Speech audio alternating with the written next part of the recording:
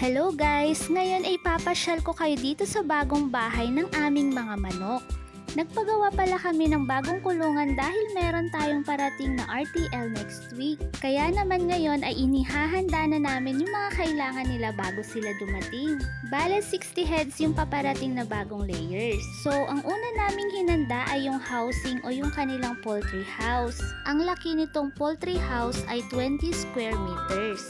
Gumamit kami dito ng tubo bilang poste para iwas anay at para mas matibay lalo na kung may bagyo. Sinimento na din yung flooring para hindi hassle kapag umuulan. Lubak-lubak kasi ang dating kulungan nila kapag umuulan kaya nahihirapan kami tuwing maglalagay ng feeds at tubig kaya ito ang naging main consideration namin nung nagpagawa kami ng bagong poultry house.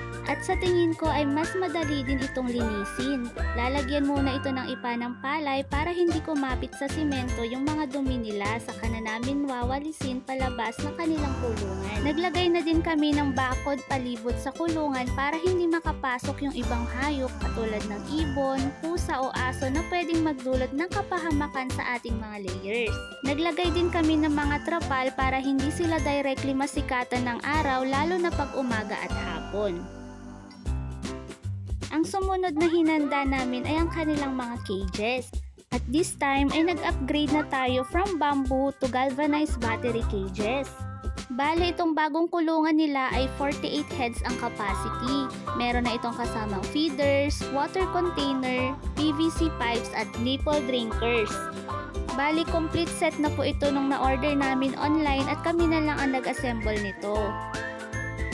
Bukod sa cages ay naka-ready na rin itong kanilang ilaw. Bali nag-order ulit ako ng bagong solar light sa online. Ito ay hindi naman gagamitin ng magdamag at bubuksan lamang ito ng 2 to 4 hours sa gabi. Isa pa sa hinanda namin ay itong container kung saan ilalagay yung mga tubig na inumin ng mga layers. Dahil laging tatandaan na dapat sapat ang kanilang tubig sa buong araw. At ang pinakahuli at pinakaimportanteng kailangang ihanda ay yung kanilang feeds. Kung kayo po ay mag-aalaga din ng mga layers, mahalaga po na magtanong muna tayo sa mga agri-supply malapit sa atin kung ano yung mga available na feeds sa kanila para sa mga layers. Magkakaiba kasi ang formulation ng feeds ng iba't ibang manufacturer or brand ng feeds. Kaya ang mahalaga na kung ano ang mas maraming supply ay yun na ang piliin nating ipakain sa ating mga layers. Hindi kasi maganda na pabago-bago ng brand ng feeds dahil maaaring hindi maging maganda ang epekto nito sa kanilang egg production.